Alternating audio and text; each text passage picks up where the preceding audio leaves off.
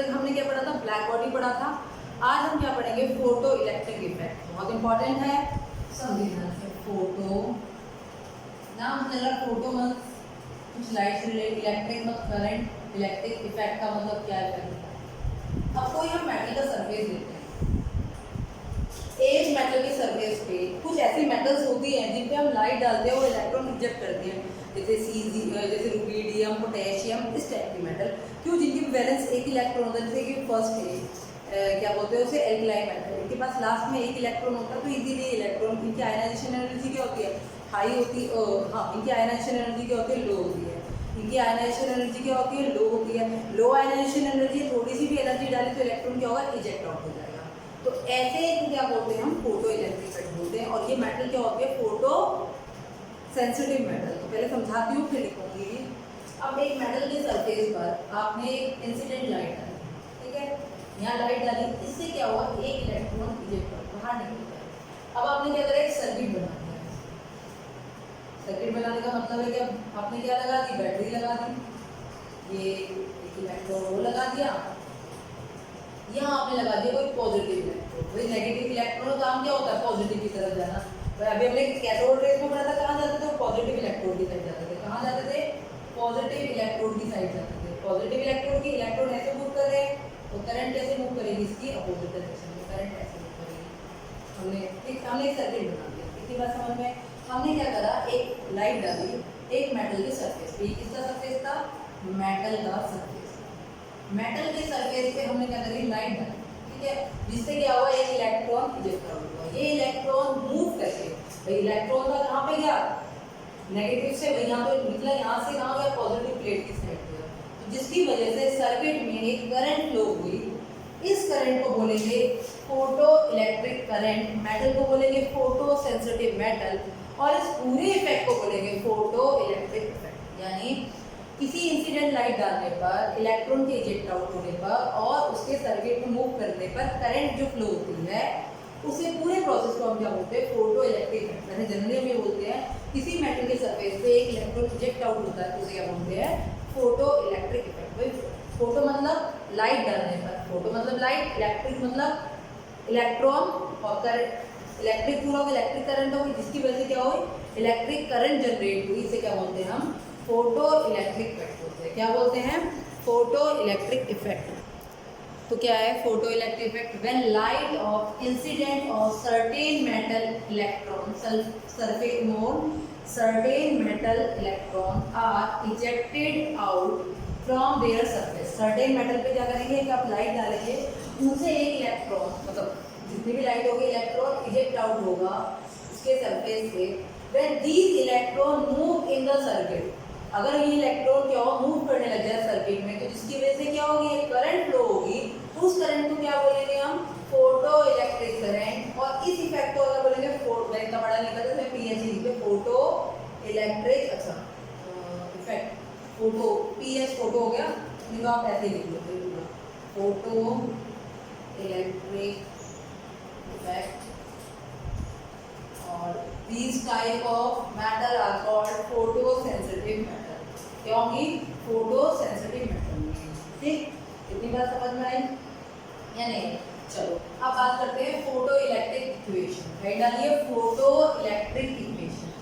Photo electric equation क्या है, चलो मैं इसका डायग्राम बना देती हूँ, छोटा बनाती हूँ, इस बार ताकि बार बड़ा करना पड़े। ये मेटल सरफेस है, यहाँ पे लाइट है, इलेक्ट्रॉन जैसे मूव हुआ, इलेक्ट्रॉन मूव हुआ, ये पॉजिटिव कैथोड, और ये हमारे यहाँ पर हमने बना दिया है सर्किट, ठीक। अब देखो ये इक्वेशन में जो हमारा photo electric equation, photo electric equation क्या है, फोटो इलेक्ट्रिक इक्वेशन आपको पहले पता होना चाहिए फोटो इलेक्ट्रिक इक्वेशन है क्या, ठीक है। फोटो इलेक्ट्रिक इक्वेशन में पहले हमें समझना होगा जो हमारा ये गई है फ्रीक्वेंसी, मतलब कोई इंसिडेंट लाइट है कि कोई ना कोई फ्रीक्वेंसी होगी, वेवलेंथ है, फ्रीक्वेंसी की बात करते हैं, वेवलेंथ की बात करेंगे, दोनों करेंगे तो सब करेंगे। हमने फ्रीक्वेंसी डाली, एक फ्रीक्वेंसी की लाइट डाली। अब उस लाइट ने दो काम किए, एक तो पहला काम क्या किया, इलेक्ट्रॉन को बाहर निकाला, रिजेक्ट किया, फिर दूसरा क्या किया, इलेक्ट्रॉन को मूव किया। तो जो उसका वर्क है फ्रीक्वेंसी का, वो टू टाइप में डिवाइड हो गया। किस किस में डिवाइड हो गया, energy of incident light is being used up energy of incident light being used up, two part. First part, eject out the electron from metal surface, eject out electron for metal surface. और दूसरा क्या है, electron move यानी provide, क्या करेंगे, provide kinetic energy. भाई move करने के लिए क्या चाहिए, कोई एनर्जी चाहिए, प्रोवाइड काइनेटिक एनर्जी. तो यानी इसकी जो भाई ई क्या होता है, फ्रीक्वेंसी क्या होता है, जो भी इसकी एनर्जी होगी, इसकी जो भी इसकी एनर्जी होगी वो किन किन पार्ट में डिवाइड होगी. वो एक पार्ट में होगी कि कितनी हमने इसे एनर्जी दी.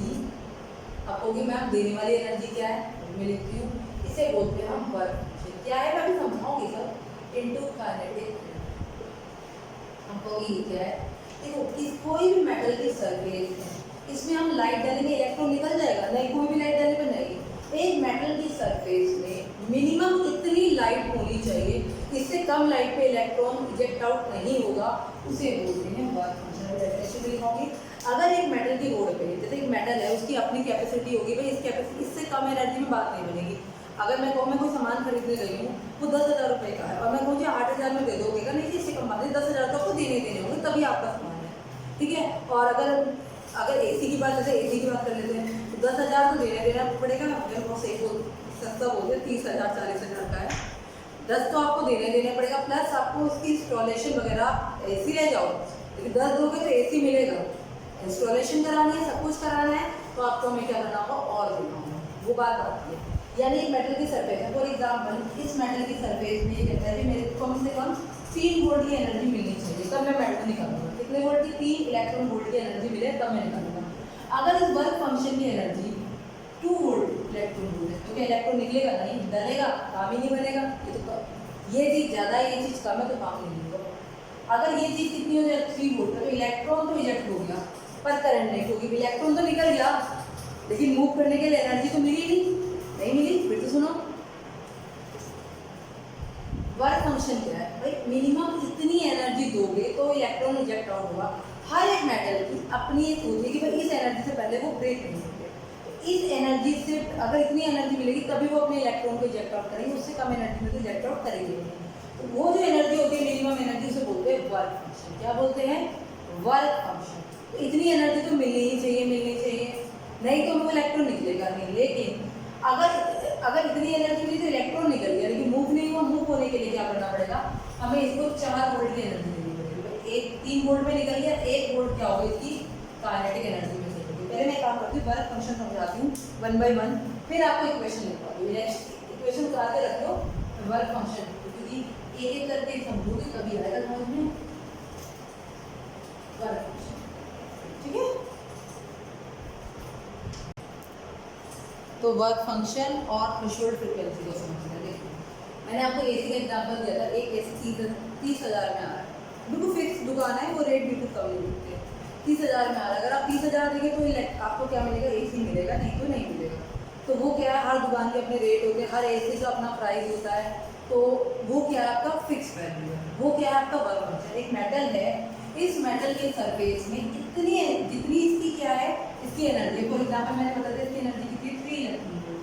अगर आप 3 इलेक्ट्रॉन वोल्ट या इससे ज़्यादा डालोगे तब तो इलेक्ट्रॉन क्या होंगे, इजेक्ट आउट होंगे, अदरवाइज इलेक्ट्रॉन इजेक्ट आउट नहीं होंगे. अगर मैं यहाँ 2 इलेक्ट्रॉन वोल्ट डाल देती हूँ, electron no electron will eject out, कोई इलेक्ट्रॉन इसमें से बाहर नहीं निकलेगा. बात समझ में आ गई. अगर मैं डालती हूँ 3 तो इलेक्ट्रॉन ऑब्वियसली निकलेगा, ठीक है. 1 डालूंगी तो नहीं निकलेगा. तो हर मेटल की अपनी कैपेसिटी होती है, भाई हर मेटल की अपनी क्या होती है, कैपेसिटी होती है, याद रखो, उसे बोलते हैं वर्क फंक्शन. ठीक. अब वर्क फंक्शन का एक तरह की एनर्जी तो है, भाई हमें एनर्जी तो डाला, एक सर्टेन अमाउंट की एनर्जी है, it is a minimum energy, it is a minimum energy required to eject an electron out from the metal surface of चलेगा the metal surface of metal, out of the surface of metal. It is characteristic of metal. हर एक metal के लिए अपनी बात है, हर एक metal के लिए अपनी बात है. इतनी एनर्जी तो आपको देनी पड़ेगी, इससे कम दोगे तो काम नहीं होगा. एनर्जी है तो एनर्जी का फॉर्मूला क्या होता है, h न्यू. भाई जब ये नोट है, ये भी स्पेसिफाई है, तो ऑब्वियसली इसका न्यू भी क्या होगा, स्पेसिफाई होगा इक्वल टू होता है एच न्यू। हमने पढ़ा था भाई वर्क फंक्शन भी एनर्जी तो है, वर्क फंक्शन भी क्या है, एनर्जी तो है या नहीं है, बताओ भाई। ये तो एनर्जी है, एक तरह की एनर्जी है, इसके लिए एच न्यू कुछ भी हो सकता है, लेकिन इसके लिए अगर ये फिक्स वैल्यू है तो इसका न्यू भी क्या होगा, फिक्स वैल्यू होगा, क्योंकि ये क्या है, दूसरे के डायरेक्टली प्रोपोर्शनल है। तो न्यू को बोलते हैं हम थ्रेशोल्ड फ्रीक्वेंसी। क्या बोलते हैं, थ्रेशोल्ड। भाई थ्रेशोल्ड नाम याद रखो, मिनिमम अमाउंट, आगे 12th में भी काम आएगा। थ्रेशोल्ड फ्रीक्वेंसी फिर आएगी 12th में भी। तो थ्रेशोल्ड फ्रीक्वेंसी का मतलब मिनिमम। देखो आपको एक क्लास में दूसरी क्लास, एक क्लास में से दूसरी क्लास में जाना है, कितने मार्क्स चाहिए होते हैं, 33% पास होने के लिए चाहिए होता है, हाँ या ना बोलो, 33। तो अगर आपके 33 नंबर आए हैं तो आप क्या होगे, दूसरी क्लास में, अब आप उस क्लास से निकल के रिजेक्ट आउट होगे, दूसरी क्लास में कूद जाओगे, ठीक। इससे कम आए सवाल ही नहीं उठता।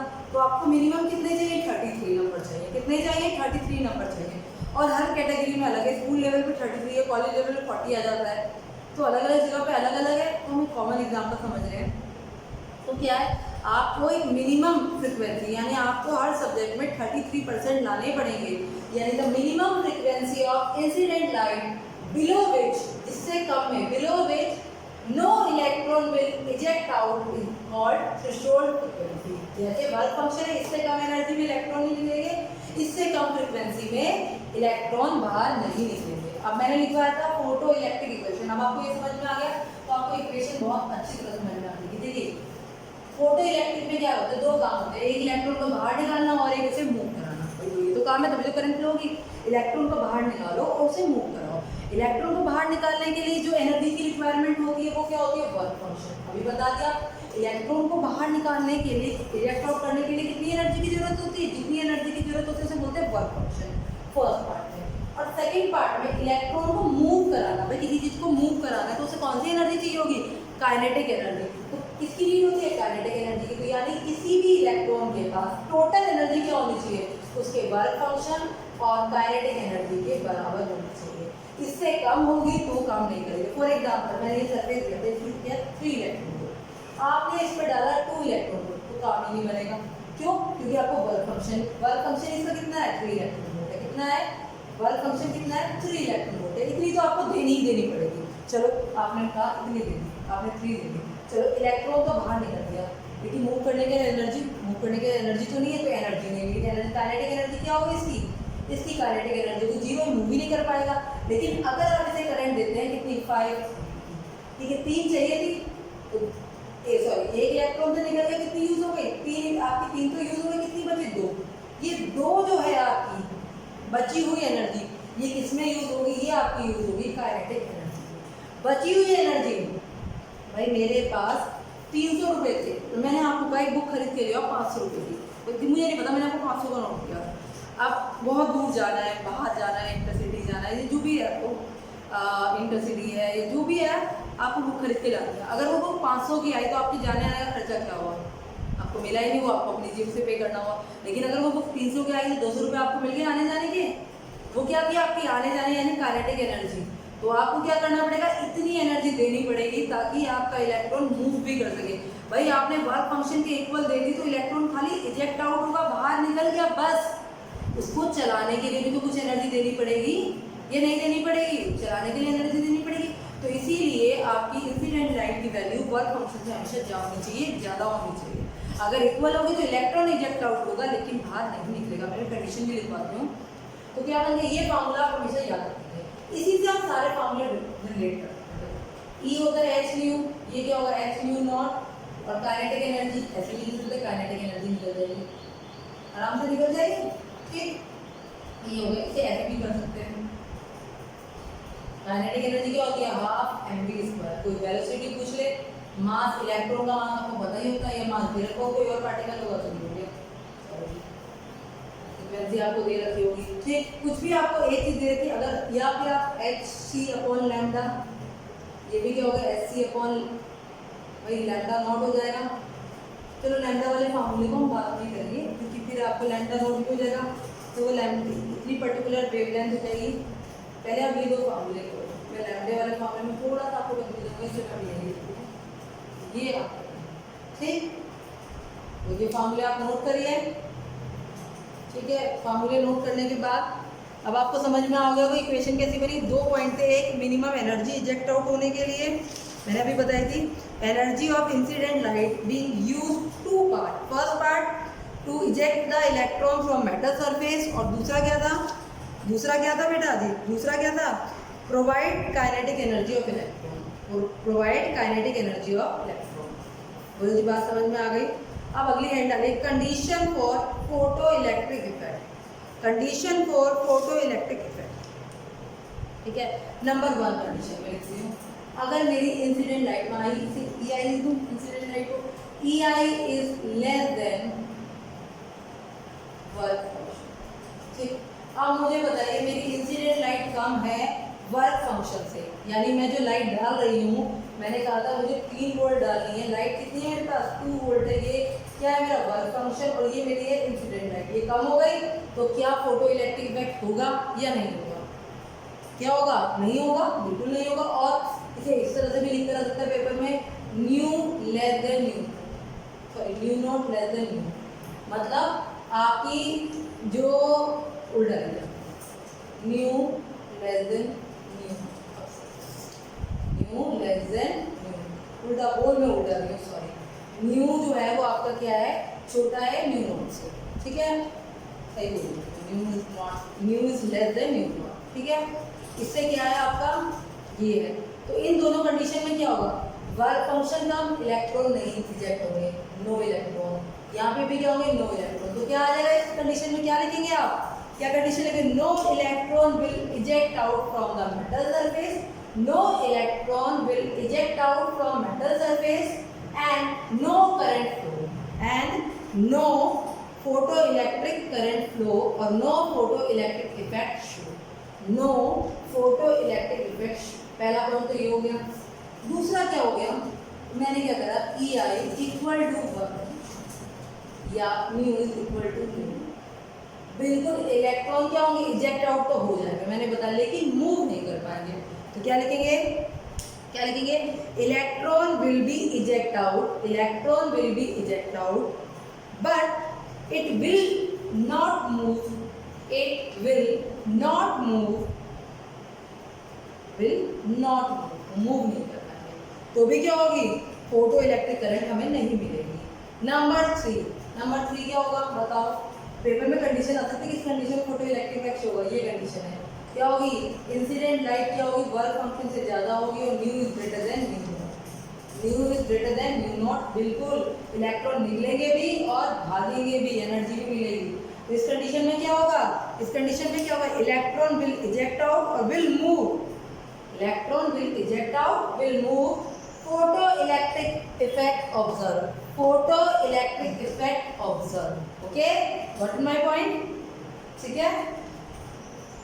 क्या होगा, याद रखो, इंसिडेंट लाइट हमेशा बड़ी होनी चाहिए वर्क फंक्शन से, या इंसिडेंट फ्रीक्वेंसी बड़ी होनी चाहिए किससे, थ्रेशोल्ड फ्रीक्वेंसी से, क्या होनी चाहिए, बड़ी होनी चाहिए थ्रेशोल्ड फ्रीक्वेंसी से, क्या होनी चाहिए, बड़ी होनी चाहिए थ्रेशोल्ड फ्रीक्वेंसी से।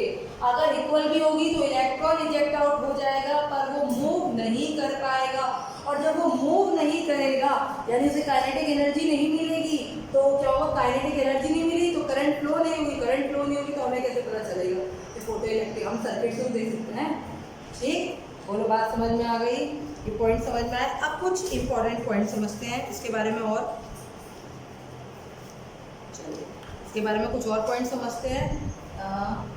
ये 2 कंडीशन वगैरह हमने समझ ली, हम जनरल बातों पे आते हैं, ग्राफ बाकी दोनों में। ये मेटल सरफेस है, यहाँ आपने क्या करा, ऐसे मेटल सरफेस है, यहाँ पे इलेक्ट्रॉन डाला, ठीक।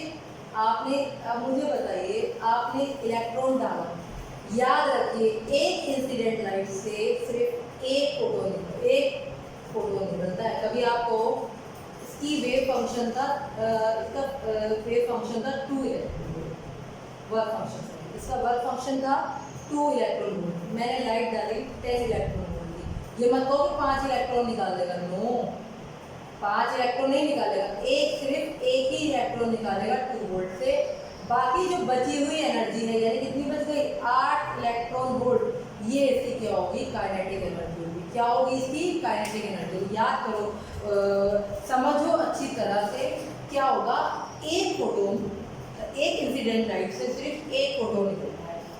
एक इंसिडेंट लाइट से क्या निकलता है? एक फोटोन निकलता है। लिखो, लिख लो ये point. In photo electric effect each incident photon only one electron is ejected। क्या बोला मैंने? फॉर ईच इंसिडेंट फोटोन, मतलब एक फोटोन से एक इलेक्ट्रॉन निकलेगा, तो each incident photon only eject one electron, eject only one electron. याद रखो, मैं इंसिडेंट फोटोन जितना मर्जी देती रहूँ, मुझे सिर्फ उससे उसकी एनर्जी जितनी मर्जी हो, एक फोटोन से सिर्फ एक इलेक्ट्रॉन निकलेगा, एक फोटोन से सिर्फ एक इलेक्ट्रॉन निकलेगा।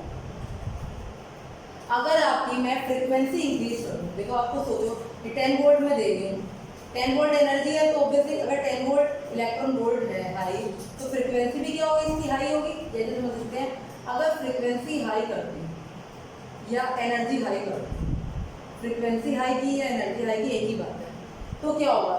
क्या इस पर इफेक्ट पड़ेगा? करंट पे, करंट पे इफेक्ट पड़ेगा या काइनेटिक एनर्जी पे पड़ेगा? बताइए। इस पे पड़ेगा, काइनेटिक एनर्जी पे पड़ेगा। क्यों? अगर मैंने फ्रीक्वेंसी इंक्रीज कर दी फोटोन की, अगर मैंने फोटोन की, बेटा जी क्या समझो, अगर मैंने फोटोन की intensity increase, sorry frequency increase कर दी या एनर्जी इंक्रीज कर दी, तो इलेक्ट्रॉन तो एक ही निकलना है। कितना निकलना है? इलेक्ट्रॉन तो एक ही निकलना है या नहीं निकलना? इलेक्ट्रॉन तो कितना निकलना है? एक ही इलेक्ट्रॉन निकलना है। लेकिन जो उसकी बची हुई एनर्जी होगी वो किस में काम आएगी? काइनेटिक एनर्जी में काम आएगी। तो यानी फ्रीक्वेंसी इंक्रीज करने पर काइनेटिक एनर्जी इंक्रीज होती है, या एनर्जी इंक्रीज करने पर क्या इंक्रीज होती है? काइनेटिक एनर्जी इंक्रीज होती है। बोलो, बात समझ में आई? ठीक। अगर मैं चाह रही हूँ, अब मैं चाह रही हूँ कि इसमें 10 फोटोन की बारिश करो, 10 फोटोन डालो, अलग अलग, सब 10-10 वोल्ट के हैं, चलो सब 5-5 वोल्ट के हैं, 1 2 3 4। तो अब मुझे बताइए, अब आप सोच समझ के बताइएगा कितने होंगे? 1 2 3, कितने इलेक्ट्रॉन निकलेंगे? 4 इलेक्ट्रॉन निकलेंगे। बची हुई एनर्जी किसमें हो जाएगी? बची हुई एनर्जी किसमें कन्वर्ट हो जाएगी? हर एक की मूवमेंट में। किसमें हो जाएगी? हर एक की मूवमेंट। सब लाइन से चलेंगे तो क्या होगी? लाइन से चलेंगे तो क्या होगा बेटा जी? काइनेटिक एनर्जी इंक्रीज नहीं हुई। काइनेटिक एनर्जी तो देखो इतनी रही, इसकी भी कितनी बची हुई? 3, इसकी भी कितनी? 3 इलेक्ट्रॉन वोल्ट, इसकी भी कितनी? 3 इलेक्ट्रॉन वोल्ट, इसकी भी कितनी? 3। काइनेटिक एनर्जी नहीं बढ़ी, लेकिन क्या बढ़ गया? नंबर ऑफ फोटोन बढ़ गया, नंबर ऑफ इलेक्ट्रॉन बढ़ गया। तो इसका मतलब क्या होगा? नंबर ऑफ फोटोन ज़्यादा डालने पे क्या होंगे? नंबर ऑफ इलेक्ट्रॉन ज़्यादा निकलेंगे। और अगर कहीं नंबर ऑफ इलेक्ट्रॉन ज़्यादा निकलते तो उसे बोलते हैं इंटेंसिटी। देखो इंटेंसिटी क्या होती है, पता होना चाहिए। इंटेंसिटी क्या होती है आपकी? इंटेंसिटी होती है एनर्जी इंसिडेंट पर emit per unit area per unit time. अभी मैंने बताया था क्या होगी? एनर्जी ऑफ इंसिडेंट में लिखी इंटेंसिटी। इंटेंसिटी का मतलब है चमक, ब्राइटनेस। इस पर डिपेंड करती है इंसिडेंट एनर्जी की, किस पे? Per unit area per unit time.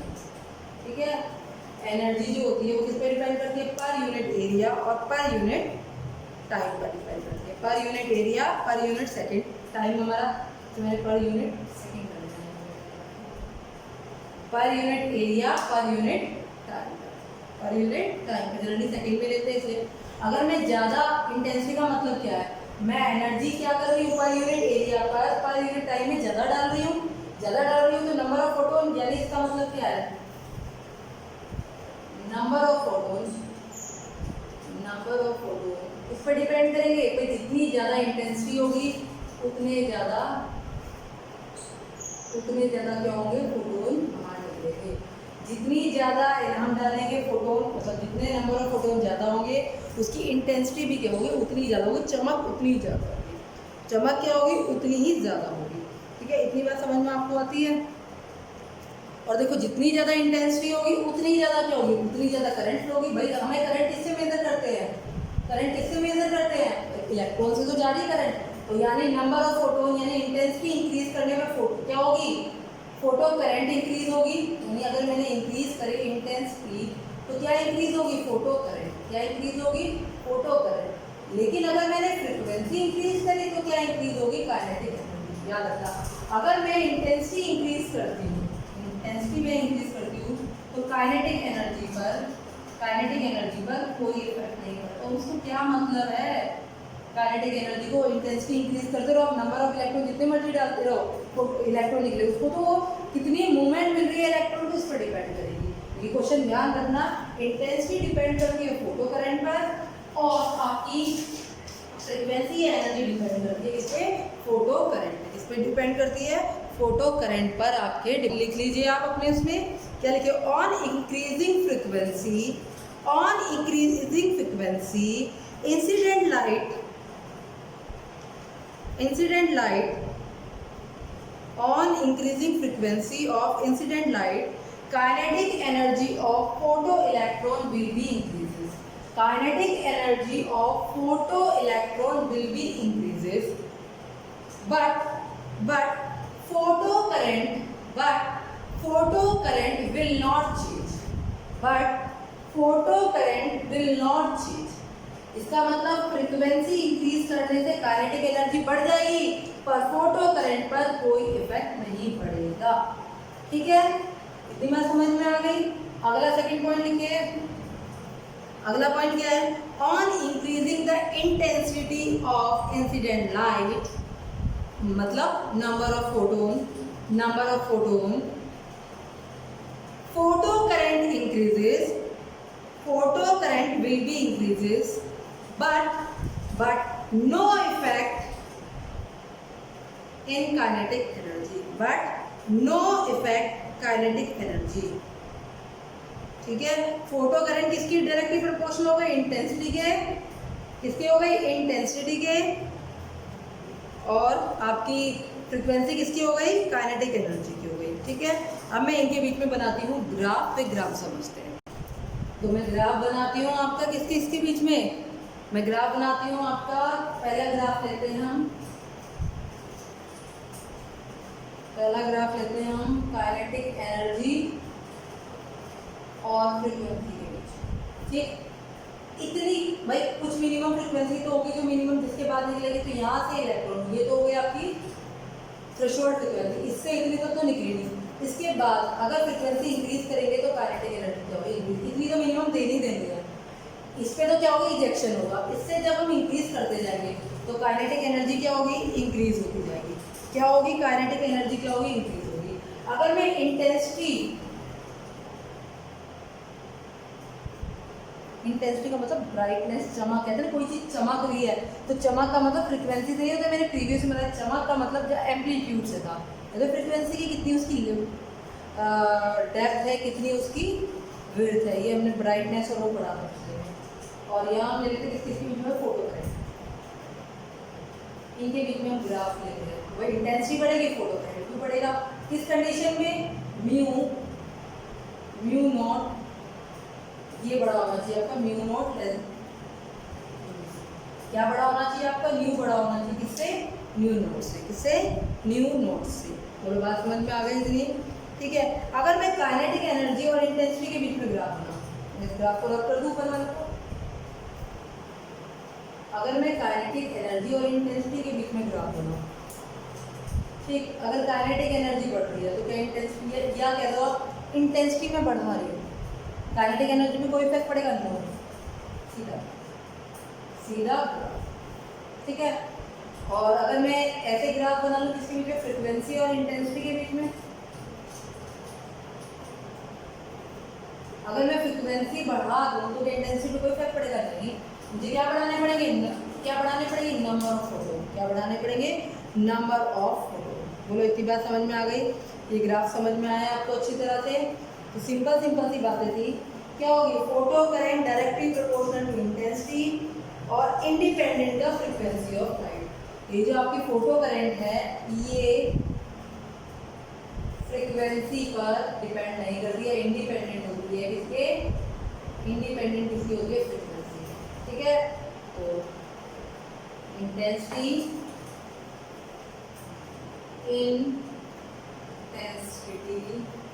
Directly proportional to photo current, और ये क्या होती है, इंडिपेंडेंट होती है, किस पे, इंडिपेंडेंट होती है, किससे, फ्रीक्वेंसी पर डिपेंड नहीं होती। ठीक, और वाइस वर्सा अगर मैं इसको उल्टा लिखूँ, मतलब वाइस वर्सा नहीं, इसका लिखूँ फ्रीक्वेंसी जो होती है डायरेक्टली प्रोपोर्शनल होती है काइनेटिक एनर्जी के, और ये काइनेटिक एनर्जी इंडिपेंडेंट होती है इसके इंटेंसिटी। ये सिंपल सी बात थी। फोटो इलेक्ट्रिक इफेक्ट एक बार रिकैप लो फटाफट से। क्या था photo electric effect? Photo electric effect में था किसी मेटल सरफेस पर अगर क्या करें, एक इंसिडेंट लाइट डाले और एक सरफेस जनरेट मतलब एक इलेक्ट्रिक फील्ड बना दे, तो इलेक्ट्रॉन क्या होगा, इजेक्ट आउट होगा, और उसके बाद ये मूव होगा। के मूव होने से क्या होगी, करंट फ्लो होगी। इस करंट को बोलेंगे फोटो करंट। क्या बोलेंगे? Photo current. इस मेटल को क्या बोलेंगे? Photo sensitive metal. और इस पूरे इफेक्ट को क्या बोलेंगे? Photo electric effect. क्या बोलेंगे? Photo electric effect. इतनी बात समझ में आ गई? इतनी बात समझ में आ गई? किसी भी इलेक्ट्रॉन में इजेक्ट करने के लिए, किसी भी सरफेस से, मेटल सरफेस से इलेक्ट्रॉन इजेक्ट करने के लिए मिनिमम जो एनर्जी होती है उसे बोलते हैं वर्क फंक्शन। क्या बोलते हैं? Work function. और मिनिमम जो फ्रीक्वेंसी होती है उसे बोलते हैं थ्रेशोल्ड फ्रीक्वेंसी। इतनी तो देनी ही देनी पड़ेगी, ठीक है। इतनी नहीं दोगे तो इलेक्ट्रॉन इजेक्ट आउट नहीं होगा। और किसी भी मेटल सरफेस से इलेक्ट्रॉन को क्या करना है? निकालना, और उसे मूव कराने में दो फैक्टर लगते हैं। तो मूव कराना, पहले निकालना यानी वर्क फंक्शन, और मूव कराना यानी कि काइनेटिक एनर्जी। किसी भी इलेक्ट्रॉन को मतलब किसी भी इंसिडेंट लाइट की एनर्जी इतनी होनी चाहिए कि वो वर्क फंक्शन भी कर पाए और काइनेटिक एनर्जी भी प्रोवाइड करा पाए। क्या करे? वर्क फंक्शन भी कर पाए, मतलब इलेक्ट्रॉन को इजेक्ट आउट भी कर पाए और उसे मूव भी करा पाए। ये है फोटो इलेक्ट्रिक इक्वेशन। ये क्या है? Photo electric equation. मैंने कहा था एक फोटोन से सिर्फ वन इलेक्ट्रॉन ही इजेक्ट आउट होता है। ये बात याद रखो। एक फोटोन क्या करेगा? एक इलेक्ट्रॉन करेगा। अगर मैं 10 फोटोन डालूंगी तो 10 इलेक्ट्रॉन निकलेंगे, ठीक है। लेकिन वो डिपेंड किस पे करेगा? उसकी किस पे? वर्क फंक्शन पर।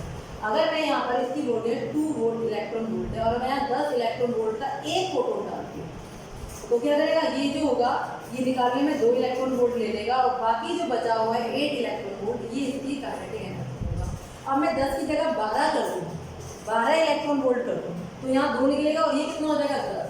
तो यानी मेरी एनर्जी बढ़ाने पर या मेरी फ्रिक्वेंसी बढ़ाने पर, भाई एनर्जी बढ़ाऊंगी तो फ्रिक्वेंसी बढ़ेगी, एनर्जी बढ़ाने पर या मेरी फ्रिक्वेंसी बढ़ाने पर क्या बढ़ रही है? मेरी काइनेटिक एनर्जी इंक्रीज हो रही है।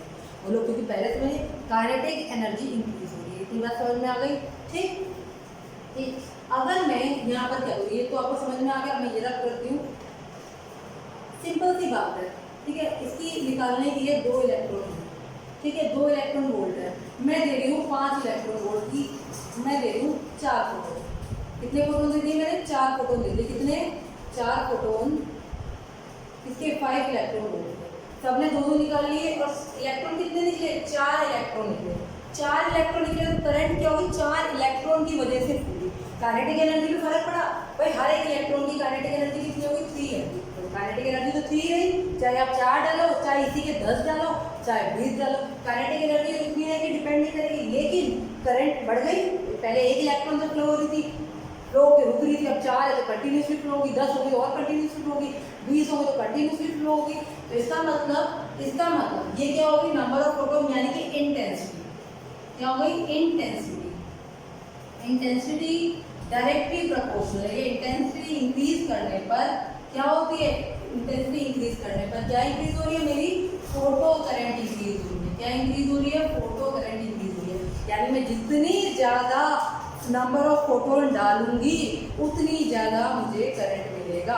अगर मैं कम फोटोन डालूंगी तो कम करंट मिलेगा, लेकिन मेरी काइनेटिक एनर्जी क्या रहेगी? सेम रहेगी। काइनेटिक एनर्जी क्या रहेगी? सेम रहेगी। एक फोटोन से 1 इलेक्ट्रॉन निकलता है। 4 डाले तो 4 निकलेंगे, 10 डाले 10 निकलेंगे। फोटो करंट बढ़ेगा, काइनेटिक एनर्जी सेम एनर्जी है। हाँ, डिफरेंट डालोगे तो काइनेटिक एनर्जी पे ऑब्वियसली डिफरेंट फर्क पड़ेगा। किसी की 3 होगी, किसी की 5 होगी, किसी की पूरे अपनी बात समझ में आई। ये था आपका प्यारा सा फोटो इलेक्ट्रिक। अब आते हैं इस पर न्यूमेरिकल। आई थिंक मैं वीडियो की एक बार देख लूँ कितनी हो गई है। वीडियो की तो लेंथ काफ़ी हो गई है। देखते हैं न्यूमेरिकल हो जाए तो बहुत बढ़िया बात है, ठीक है। यही थी इस वजह कि प्लैंक की थ्योरी सक्सेसफुल हुई। उसने क्या बताया था? हमें फोटोन के बारे में बताया था, और उसको ही आइंस्टीन ने बताया और ड्यूअल नेचर पे भी कैलकुलेट करा। क्या किया? ड्यूअल नेचर पे भी कैलकुलेट किया। तो एक क्वेश्चन लिख लो फटाफट से। The light of wavelength 400 nanometre price, light of a wavelength 400 nanometre, 400 nanometre, 400 nanometre strike a certain metal, certain metal. Light की वेवलेंथ कितनी है? 400। मैंने कहा था ना वेवलेंथ में मैं अलग से बताऊंगी, वो ऐसी वो लैम्डा करके लैम्डा नोट आता, लेकिन वो आपको नहीं समझ में आता इसलिए मैं नहीं बताऊंगी। Strike certain metal which has photoelectric work function, work function W कितना दे रखा है? डायरेक्ट दे दिया 2.13 इलेक्ट्रॉन वोल्ट, तो बहुत जल्दी बच्चे करते हैं। ठीक, nanometre. Find the maximum kinetic energy of photoelectron. क्या करनी है हमें? मैक्सिमम काइनेटिक एनर्जी बतानी है फोटोइलेक्ट्रॉन। ठीक है, काइनेटिक एनर्जी बतानी है। अब आप मुझे बताइए इक्वेशन क्या होती है? E equal to E naught equal to work function plus kinetic energy. ठीक है, E को पे लैम्डा दे रखा है, Sc अपॉन लैम्डा कर दे। वर्क फंक्शन क्या है? 2.13 इलेक्ट्रॉन वोल्ट।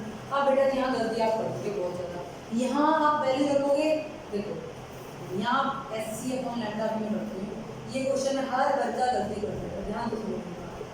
यहाँ पे क्या रखोगे आप? 6.62 इंटू 10 की power minus 34 lambda C 3 into 10 की पावर 8, लैम्डा भी कन्वर्ट करोगे मीटर में कितना होगा? 410 की पावर 10 की पावर नैनोमीटर में क्योंकि माइनस साइन ये रख दोगे। वर्क फंक्शन आप रख दोगे 2.13, क्वेश्चन हो गया गलत। ये जूल में है, ये इलेक्ट्रॉन वोल्ट में गलत है, पहले इसे कन्वर्ट करो। 1 इलेक्ट्रॉन वोल्ट बराबर 1.6 इंटू 10 की पावर माइनस 19 जूल, तो कितना है? 2.13 में कितना होगा? इसे मल्टीप्लाई करो, मल्टीप्लाई करने पे आएगा 2.13 इंटू 1.6 10 की power minus 19 plus kinetic energy. अब निकालो काइनेटिक एनर्जी, या इसकी जगह एक फार्मूला रख सकते हैं, मैंने नैनोमीटर का बता रखा था आपको। ठीक, और ये 2.13, तो वैसे कितनी जल्दी क्वेश्चन सॉल्व होता है। ये आपका कितना था? 3.1। अब 2.13 में से आप 3.1 माइनस कर दो, आपका आंसर आ जाएगा। मतलब आप देखो प्रॉपर वे में पढ़ लेना, आप लोग इसमें हमें क्या करना है? ये हो गया वर्क फंक्शन, ऐसे होगा काइनेटिक एनर्जी, कोई बात नहीं। 3.1 में से 2.13 माइनस होगा काइनेटिक एनर्जी आपकी, इसमें निकलाएगी आपकी इलेक्ट्रॉन वोल्ट में निकलेगी। जूल में करने की जरूरत ही नहीं है, इसमें जूल में करने की जरूरत ही नहीं है आपकी। और अगर जूल में करते हो तो वैल्यू चेंज करके रखोगे। अगर पेपर में कह रखा है जूल, फिर तो बेटा जी आपको करना ही पड़ेगा, कोई ऑप्शन ही नहीं है, कोई ऑप्शन नहीं है। ठीक, बोलो बात समझ में आ गई? ठीक, एक सिंपल सा क्वेश्चन था। अगला क्वेश्चन देखिए, अगला क्वेश्चन है अ फोटोन ऑफ वेवलेंथ, मैं ये रख कर दूं, क्वेश्चन साथ ही करा रही हूँ, अगली बार ड्यूअल नेचर कराएंगे डायरेक्टली, तो क्वेश्चन रह जाएंगे। अभी समझाओ कॉन्सेप्ट है, क्वेश्चन जल्दी क्या है? A photon of wavelength 4 into, wavelength कितनी है? 4 इंटू 10 की पावर माइनस 7 मीटर, इतनी वेवलेंथ है। ठीक है, स्ट्राइक ऑन मेटल, ये क्वेश्चन है। A photon of wavelength 4 into 10 की power minus 7 metre strike on a metal surface, work function of metal being, work function of metal being 2.13 electron. Same आ गया। Calculate number 1, क्या calculate करना है? Calculate number 1 energy of photon in electron volt. लो जी, बहुत बढ़िया काम किया, इलेक्ट्रॉन वोल्ट। सेकंड करना है काइनेटिक एनर्जी, और थर्ड क्या है? थर्ड करना है वेलोसिटी ऑफ फोटो इलेक्ट्रॉन। बहुत बढ़िया क्वेश्चन है ये, 3 नंबर का पेपर में आता है। करेंगे क्वेश्चन। पहला काम है आपको एनर्जी करनी है, एनर्जी का टू करनी है इलेक्ट्रॉन वोल्ट, कुछ नहीं करना। E equal to Sc upon lambda, मैंने आपको किसमें देखा? मीटर में देखा। अब यहाँ पूछते हैं, यहाँ पे हम बोल रहे थे मीटर को किसमें चेंज कर लो, नैनोमीटर में कर तो कितना आएगा भाई? 10 की पावर यहाँ पे कितना है? किससे मल्टीप्लाई करेंगे? ये मीटर है, क्या होता है? 1 metre equal to 1 nanometre equal to 10 की पावर माइनस 9 मीटर। ठीक, तो यानी 10 की पावर 9 का 1 मीटर होता है। 1 नैनोमीटर हमें कितना करना? 4 इंटू 10 की पावर माइनस 7, तो क्या होगा 4 × 10⁻⁷ अपॉन 10⁻⁹ ये ऊपर चला जाएगा। ऊपर क्या तो कितना हो गया भाई, ये प्लस में चला जाए कितना हो जाएगा 400 नैनोमीटर। 400 आ गया। डायरेक्ट क्वेश्चन कर सकते हैं।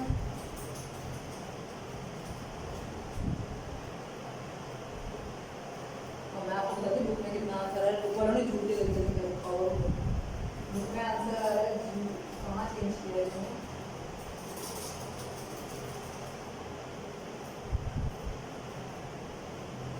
चलो चेंज ही नहीं कर रहा, झूठ में रख दिया। कोई बात नहीं, बुक की गलती नहीं है। आप कर लीजिएगा, नहीं तो आपका वो प्राचीन तरीका है इस में बार बार कर लीजिएगा। इससे आपका सेम सेम ही आएगा, बस चेक करना चलते कि कितना डिफरेंस है। इन्होंने नहीं लिखा, इन्होंने झूठ नहीं लिखा है, जबकि इलेक्ट्रॉन वोल्ट में लिखा है। जब लिखा है तो हम करेंगे। ठीक है, पहला पार्ट हो गया। पहला पार्ट हो गया। सेकंड आती है आपकी हमारी सेकंड पार्ट में है काइनेटिक एनर्जी। कैसे निकालें kinetic energy? E = work function plus kinetic energy. भाई वर्क फंक्शन मान लीजिए कितना है 3.1, वर्क फंक्शन 2.13 और काइनेटिक एनर्जी हम निकालने के क्या करेंगे 3.1 - 2.13 और काइनेटिक एनर्जी आ गई हमारी।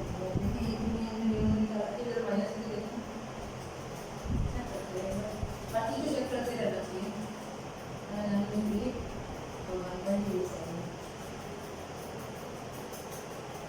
1.87 है करने, सॉरी 0.87। कोई बात नहीं, ये आ रही है 0.87 हमारी इलेक्ट्रॉन वोल्ट।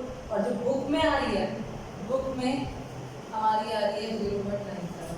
तो देखो वैल्यू में फर्क होगा, लेकिन आंसर पे इतना वेरिएशन नहीं होगा। लगभग इसी के पास आ रही है। ये तो ट्रिक मेथड था, थोड़ा तो वेरिएशन हुआ है। ठीक, उसके बाद क्या निकालनी है? Half mv²।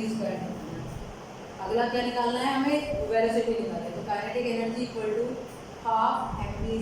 अब यहाँ हम फंस जाएंगे, इसको हमें किसमें चेंज करना पड़ेगा? पहले जूल में चेंज करना होगा। कैसे? तो भाई जूल में क्या हो जाएगा 0.87 × 1.6 × 10⁻⁻19 = 1/2। m की वैल्यू कितनी है? इसकी बात हो रही है भाई। m की वैल्यू कितनी है? इलेक्ट्रॉन का, भाई इलेक्ट्रॉन की रिजेक्ट होता है 9.1। इधर ये मैं रब कर रही हूँ।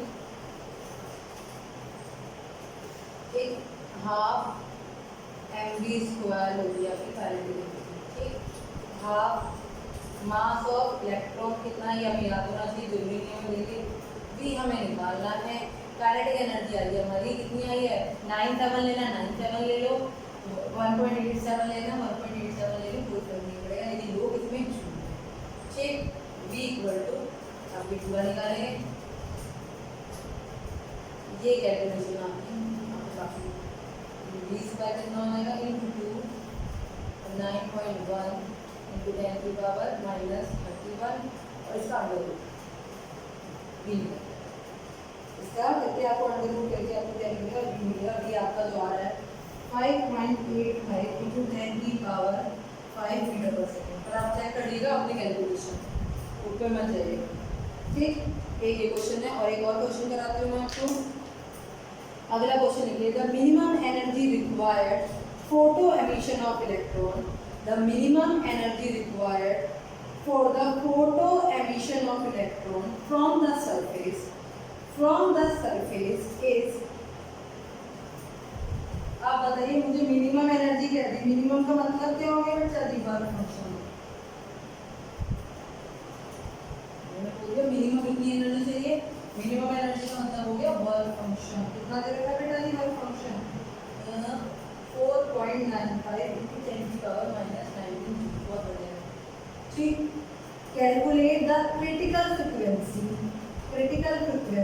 And corresponding wavelength of photon required to eject the electron।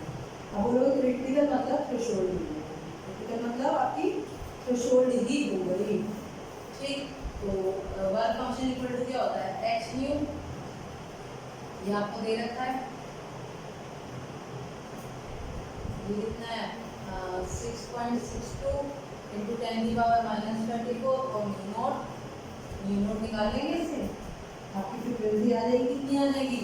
4.95 × 10⁻⁻19 upon 6.62 × 10⁻⁻24। जो भी आएगी आपकी क्या आएगी? फ्रीक्वेंसी आएगी। आपको वेवलेंथ निकालनी है कैसे निकाल सकते हैं? वेवलेंथ होती है क्या? वेवलेंथ याद रखिए, वेवलेंथ कभी म्यू नॉट वगैरह में नहीं देते, इसलिए मेरे फॉर्मूले में बदल सी अपॉन म्यू से, म्यू जो भी आई आपकी, सी आपको पता है लैम्डा आपका, ठीक।